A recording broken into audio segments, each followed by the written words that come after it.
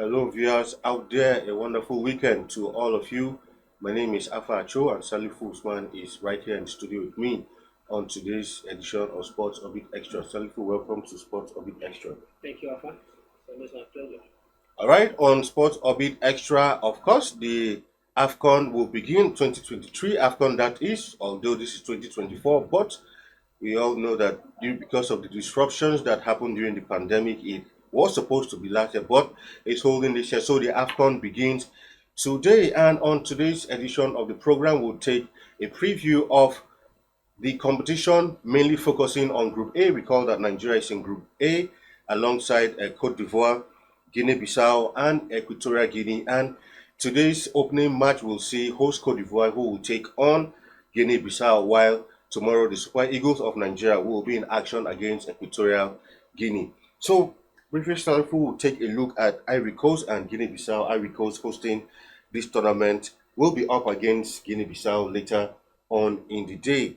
And for Cote d'Ivoire, usually if it was in the past, considering the kind of players the Ivorians used to have, you could easily say, okay, given that they are the host and the kind of firepower, you could have easily said this should have been a walkover for the Ivorians. But football has changed, and today, as it is, off the top of my head, you can't really count five stars who you can consider world-class players in the Ivorian team, for instance. But they'll be up against the other Guineans today in the opening match of AFCON 2023.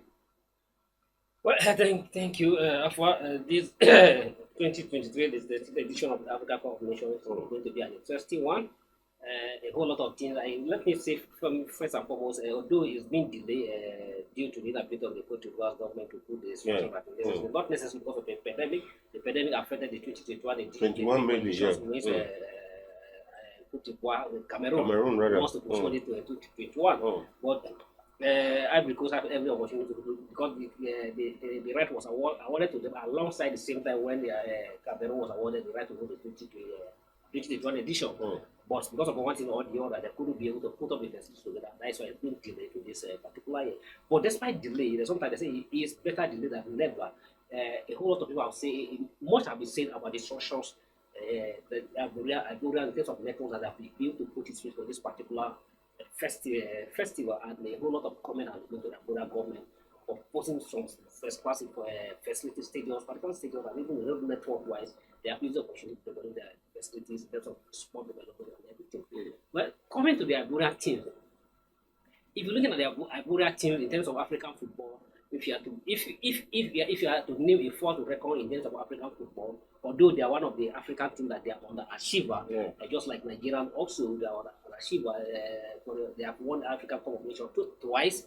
The first one is 1992, and after the one in 1992, they have to wait for another 23 years before they were able to get to win it in 2015, beating the Ghanaian team in the final. And now we're not talking of 9 years after, they are ready to win this competition. Then looking at this, just like you said earlier, the current Ivorian teams, you can't pinpoint these are the star players or the star players. Unlike in the past where they have the like of the Solomon Kalou, they have the Drogba, the Kolo brothers, Emmanuel Bole, Gidi Jamora, and Van Ventures, name them. But now, you can't really say this is a star player in a Ivorian team. And sometimes that could be a blessing in disguise where you can't really say this is a star player. So an opposing team, you find difficult to who and who to find to focus on. So everybody is a potential danger where you can't really identify the key danger. So everybody to be a potential danger. And at the same time, in as much as you can't pinpoint the Ivorians, the strength of Ivorian team is not more or like what they used in the past. But side by side and based on the record, Ivorian coming against Guinea-Bissau. So I agree with your point that yes, football have changed. There's no more minor in football, but still there's still a word minor in football, and that's why we still have the word offset. So you still believe that if the Guinea-Bissau get a result against Ivoria, it will be one of the offset of the tournament. So either you like it or not, Ivoria will still be considered favorite to start on the sound footing by getting all the necessary the victory against Guinea-Bissau in the first match. Agreed, yeah, completely. For like we were saying, Guinea-Bissau I think this should be Guinea-Bissau, this is their third time. their third Afcon. Yeah, They exactly. Yeah. first qualified for the competition Mm. in 2017 for the Mm. fourth in 2017 for the first time, and then make it back again. They are qualified for the last edition in Cameroon. Remember they were in the same group in Nigeria in Cameroon at the last edition, and now here again they are back. They are back. This is the first time they are coming back, qualifying for the Africa Cup of Nations back to back. Mm. So it is a good. And if you recall, they were during the qualifier, they were in the same group with Nigeria. Yeah. And then they qualify as a runner-up Oh. from the same group with Nigeria. So Nigeria and Ivory Coast and Guinea-Bissau is like they have now begin to come a perennial rivals Oh. in African football. And if you look at the Ivoria team, like I said earlier, after winning the 2015 edition Ghana. against the Ghana, Oh. they have not been able to make it beyond the preliminary round of the competition. Yeah. At the next edition, they couldn't go beyond the round. The same thing at the Egypt 2019, and even last year was even their worst performance. Sorry, I said the last edition in Cameroon was their worst performance in the Africa Cup of Nations, that they couldn't even go any. Their performance was nearly right from about in the last edition. But playing at home, there's always an advantage. Yeah. Even though people try to make us understand that there's no more home advantage. Oh. But if there's no home, you can't compare a stranger who travel from his home to come to you. No matter how you or that are sitting at home, you are more home ground. You are more familiar to the weather. You are more familiar to the beach. You are more familiar to everything. So you still stand at advantage compared to the stranger, compared to the visitor. And as I said, you have the home team, the home fans. Everybody is behind you. So definitely is something that is going to go down. But if you look at the Guinea-Bissau, if you underrate Guinea-Bissau, just like is a country that is less than 2 million people. Oh. But if you underrate them, you may be do so at your own peril. Remember what was did to our Super Eagle, all the way from Guinea-Bissau, come to Nigeria, and Abuja and Nigeria capital city, Abuja, beat the Super Eagle 1-0. That has gone into history. One of the biggest upsets in the game of football. The country that is less than is already up to Kogi State. Come to Nigeria, beat Nigeria, the mighty Super Eagle 1-0, and then in the return leg, we were able to beat them back. But their own beating, coming to beat them, was more painful. Yeah. So if I go around or underrate the winners, so they may be doing them so at their own peril. Not like clearly you rightly said when you were speaking about the Ivorian team, comparing them, calling them underachievers compared to Nigeria. I might want to disagree a bit with you because in terms of African football, I don't think using the word underachievers for Nigeria will seem right. Because if you put them side by side, yes, we must have won the Afcon just 3 times, but of course, don't forget that when it comes to when you put all this in consideration, don't forget that Nigeria is still the first African country with an Olympic gold medal. If it comes to youth competitions, we've won it several times. We've qualified for the World Cup. I think if you count countries who have gone for the World Cup, maybe very few countries have gone for the World Cup more than Nigeria. So saying Nigeria are underachievers might not be the right. What might not be a fair comparison with the Ivorian team. Well, except if you are not speaking from a patriotic mood, in terms of football and in terms of the name, the way Nigeria's name have been very well come in the world of football. Like, although that's not the main topic where we are talking about, sure. Within the African corner, within this particular Africa Cup of Nations, Nigeria is considered. Nigeria is still seen as another achiever because the statistics don't show that. Well, statistics show. So, for instance, we have won this competition 3 times. Yeah. Compared to Cameroon, have won it 5 times. Compared to Ghana, who have won it 4 times. And when was the last time Ghana won it?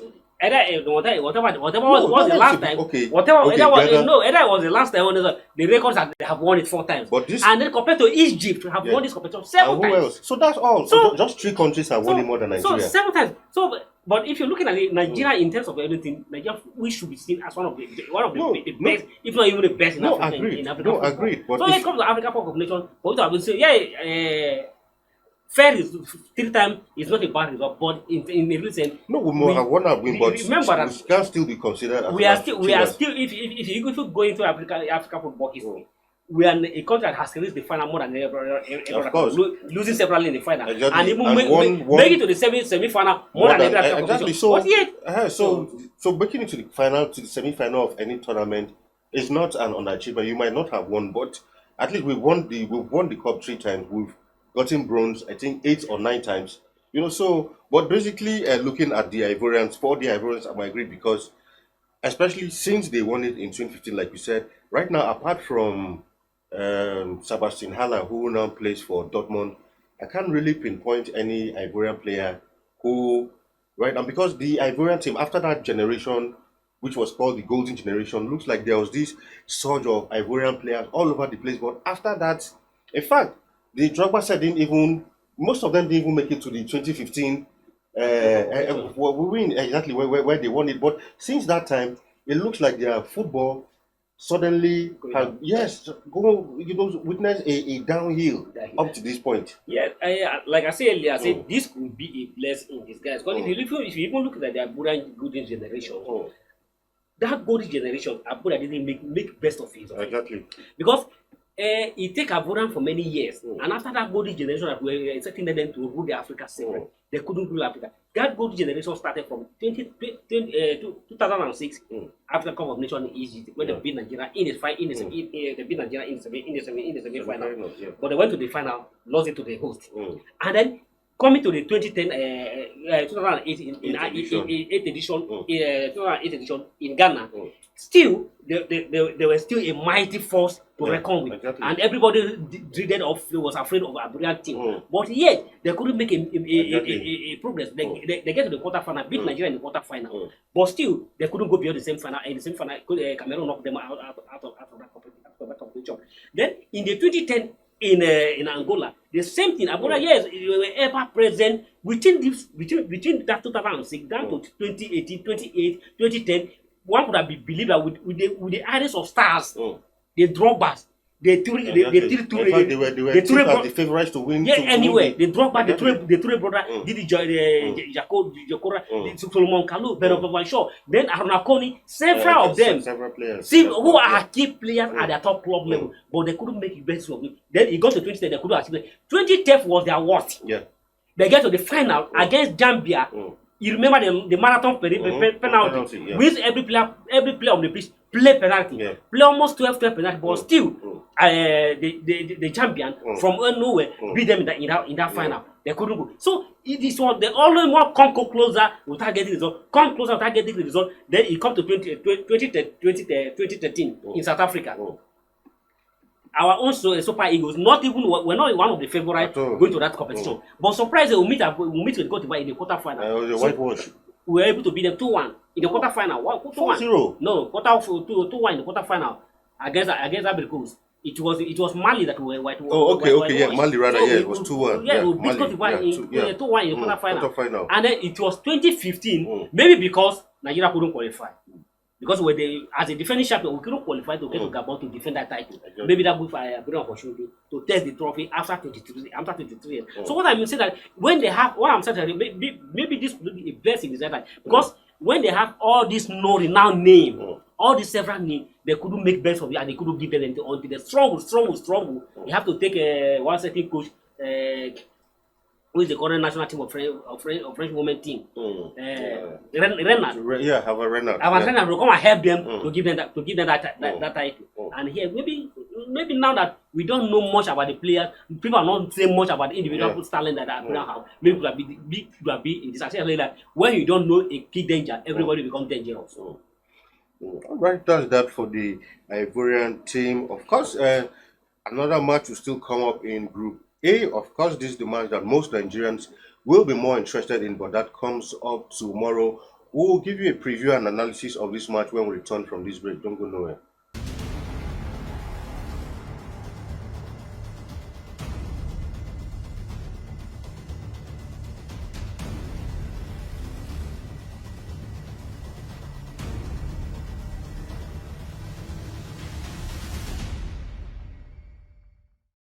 All right, welcome back from that break. It's still Sports Orbit Extra. Of course, in the first part, we had given you a preview of Ivory Coast versus Guinea-Bissau, which incidentally is the opening match Tomorrow we'll see the Super Eagles of Nigeria against Equatorial Guinea. Salifu, in recent times, especially since the appointment of coach Jose Pesero, looks like most Nigerians have sort of lost some level of confidence in the Super Eagles. Notwithstanding that on Tuesday, a lavish reception was held for the Eagles by the Lagos State Governor Babajide Sanwo-Olu, where they all had a T-shirt. The slogan going into this tournament is actually "Let's do it again." The hope and feeling around the team is that we want to win the trophy for the fourth time.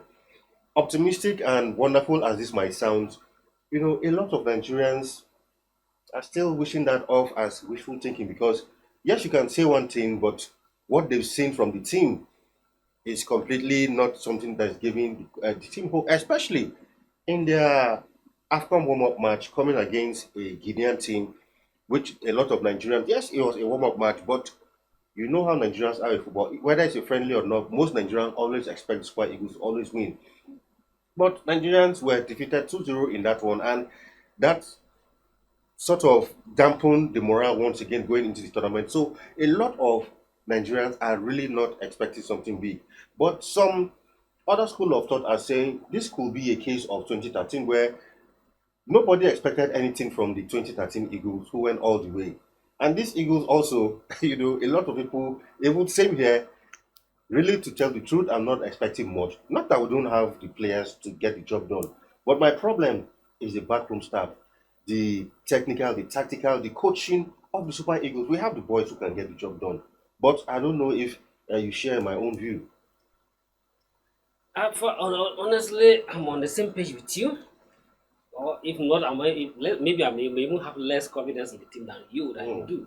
Because, not because I'm always find it difficult to speak about Nigerian teams at the same time since Pesero came on board. Because Pesero have proved that he doesn't even deserve that job. In all sense of Pesero doesn't deserve that job. But somehow he got the job. When we're talking that the 1 year contract given was an opportunity to test it for 1 year, allowed him to be. But the authority that control football in Nigeria say, well, they have to continue with him. And then who are we ordinary citizens to say no? Here we are and we are with him.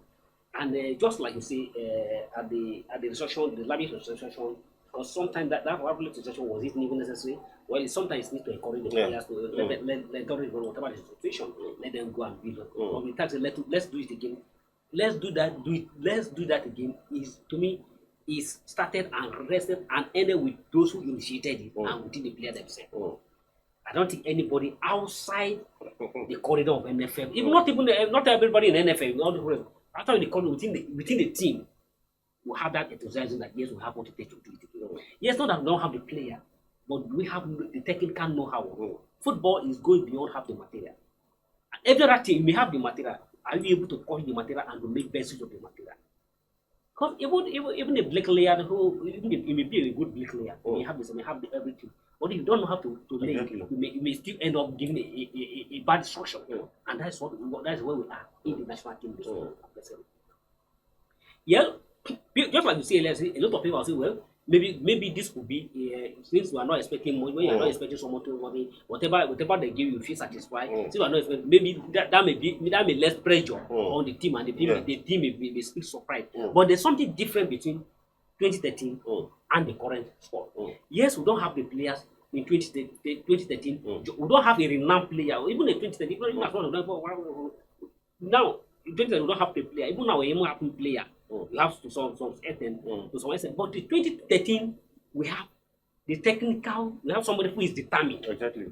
We have a coach. We have a coach who is determined, who can beat his chest and say, "Well, I can do it." Of course.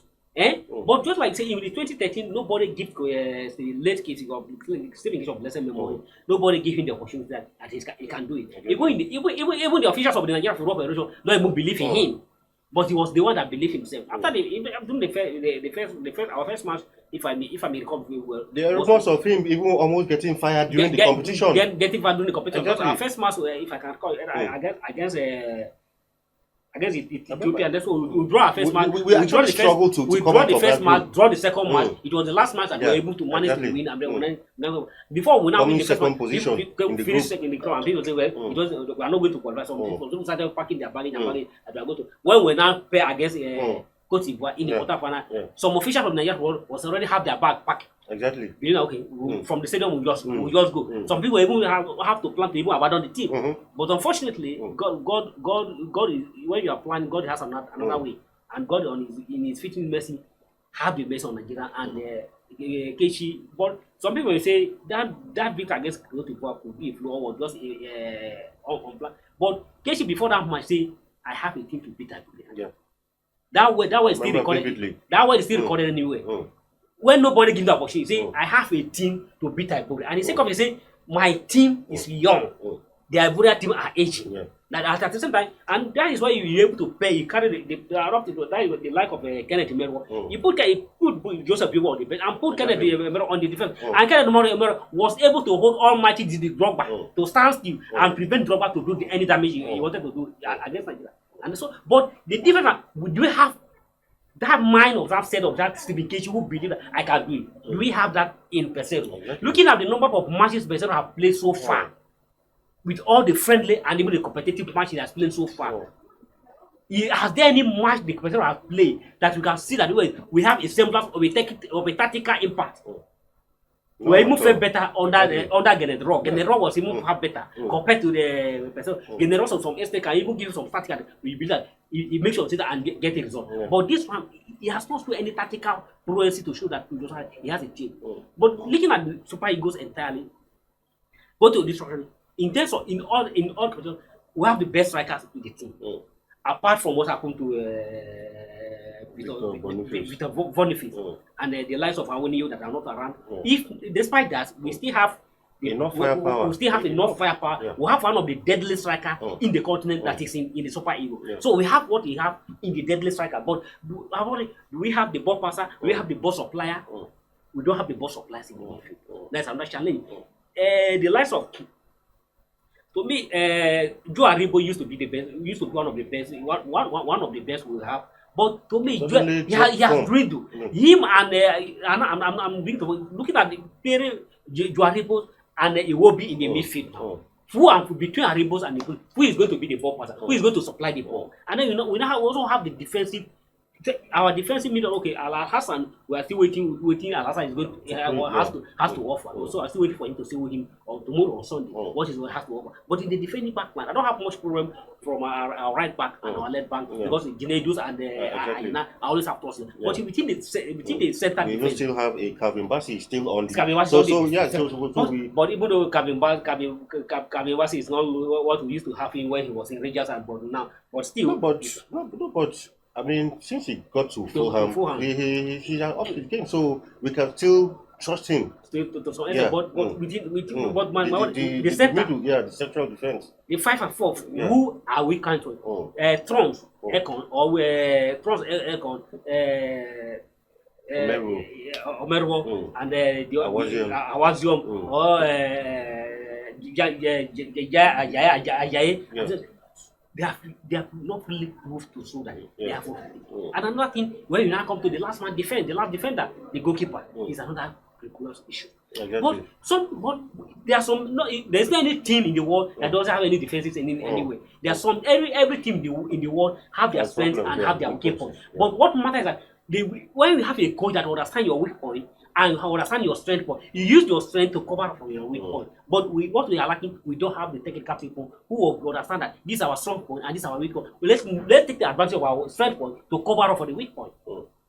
Exactly, and I agree with you. And well, some people might say, well, this is just Equatorial Guinea, but look, like we keep saying, football upsets always happen. So the Super Eagles shouldn't go, in my opinion, shouldn't go in that match thinking, well, this is an Equatorial Guinea. I think they should go into that match with the mindset as if they are going to play a Morocco or an Egypt, for instance. I think that should be the mindset. Let me tell you, if we say this is just a Equatorial Guinea, that will be our greatest honor. Yeah. For instance, our recent performance with the so-called minor in Africa have shown that we are no longer the Obviously. giant we used to be. Don't forget, we played Lesotho not too long in the We World Cup feel qualifiers. Lesotho come here, Exactly. we the one that forced Lesotho to a draw. Yes. We went to Rwanda, forced the Zimbabwe to a draw. Exactly. Remember one set in Central Africa, call all the way come to Lagos, beat 1-0. These are countries that ordinarily in the past, in the past, every Nigerian will go to sleep knowing that give them 4-0,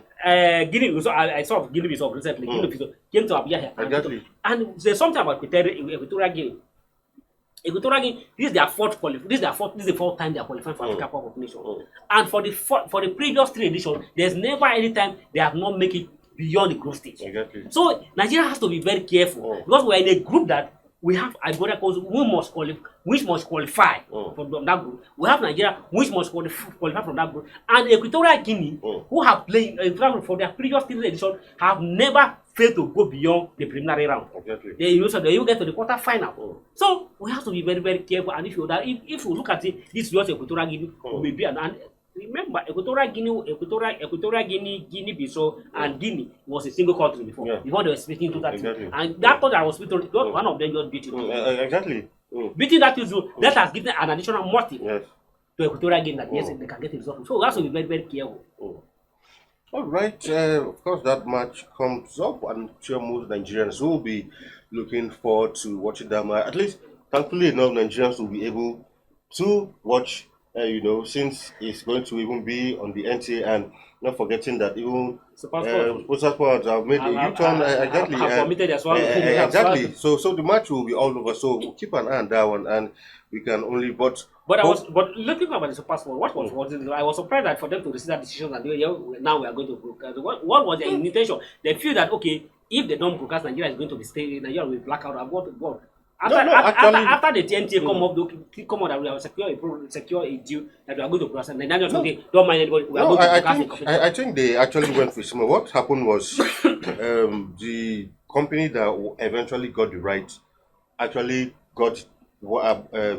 outbid everybody. But the difference was that the company that won the right was now ready to resell the right to other smaller stations. So I think SuperSport felt that if we don't get some of this rights anyway, we're going to lose out because, and that's how it's done in Europe. A bigger company buys the right, then resell to other smaller stations. Yes. But SuperSport, in previously, they buy the right and keep it all to themselves. Yes. But this Togolese company teach them how it's done. You buy the rights and resell to other smaller stations, and they felt, wow, without SuperSport, everybody in Africa will still watch Afcon, and they still want to be a part of it. Exactly.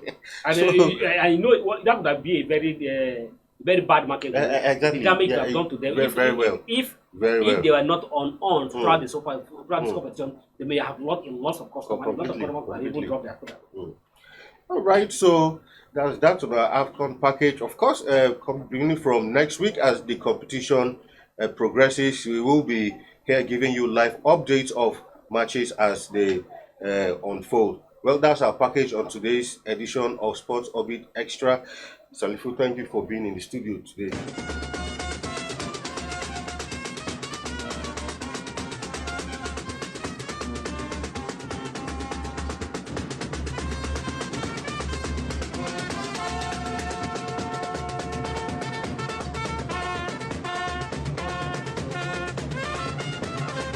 Thank you for watching. For sponsorship and advert placements, please contact 080-3688-6158. Last Word Leadership Podcast Studio. You have the last word.